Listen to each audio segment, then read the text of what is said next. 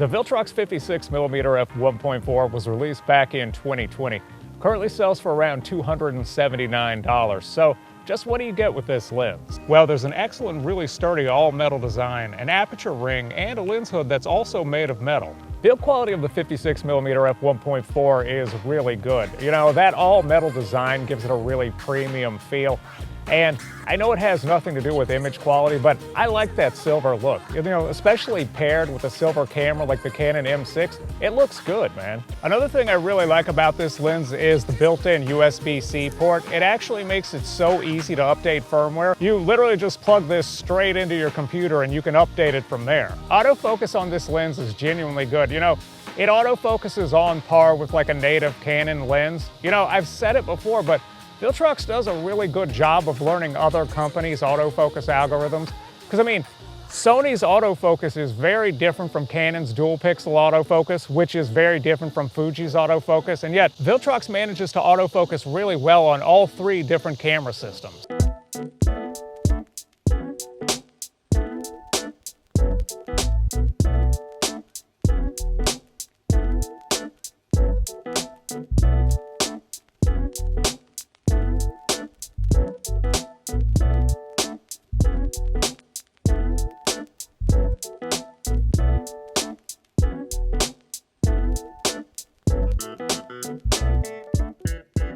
And this part here is just a really quick tap-to-touch autofocus standing behind the camera. As you can tell, it's basically instantaneous. There's no lag whatsoever. Image quality is really good with this lens.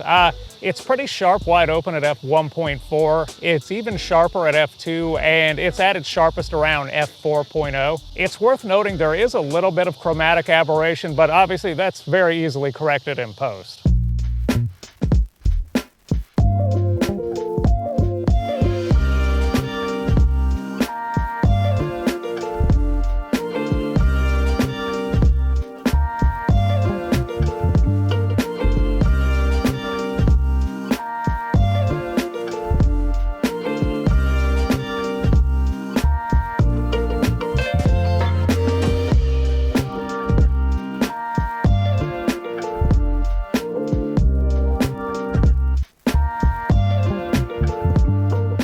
Video on this lens looks great, which, by the way, I've been filming this entire video with the Viltrox 56 1.4 on a Canon M50. At a 90mm equivalent, it makes for a really good portrait lens or a really cool B-roll lens. You saw it little by little. What about common sense? And now we're stuck in the middle, so we climb the fence. It's like the whole turned its back on us, and now we can't tell if it's heaven or hell. It's like knowing all the answers. Oh, you're sorry, but you never can tell. All the lovers, we were diving far too deep. So is the Viltrox 56mm f1.4 worth it? Well, up until this point, I've been using the Canon EF 50mm f1.4 with an adapter. It's a good lens, but you've got to remember, that's an old film lens. That lens came out in June of 1993.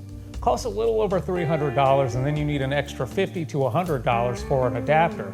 So overall, that costs around $400. Also, the other alternative to this lens is the Sigma 56mm f1.4. That lens costs around $430. At $279, the Viltrox isn't just a bargain, it's a really, really good bargain.